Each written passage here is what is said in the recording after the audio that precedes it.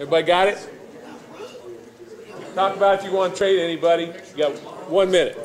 Talk about if you want to trade anybody. You got 1 minute. I thought it was interesting how the guys who may be the MVP, the quarterbacks, they're sort of one of the last ones picked, but I think it's because everybody feels that they are both very, very good players, and they both can lead, and they both can make plays, and I think that's a positive thing. I think the same thing happened with our tailbacks and our wide receivers.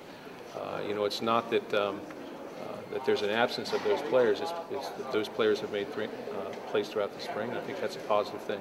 The spring game around here kind of died for a few years, partly because of construction, but it seems to be getting back.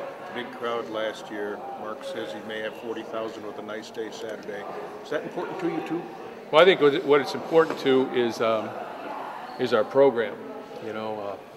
Recruits want to see that type of thing out there. They want to know that there's a lot of media exposure. They want to know that there's a lot of fans that are going to follow our program. So I think that's important. But from our players' perspective, in terms of playing in that environment, it's just a little bit more. It's just a little bit more.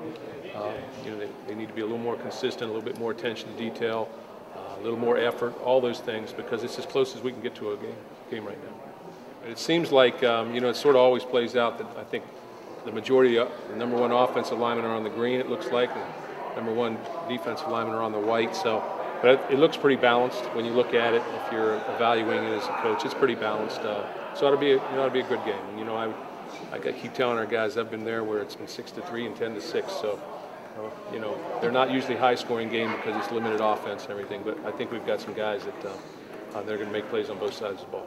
I just think that it'll be a great opportunity for everybody to see our guys, and we're a little bit deeper this year than we were last year, and with their incoming freshmen, there'll be a lot of those guys here as well.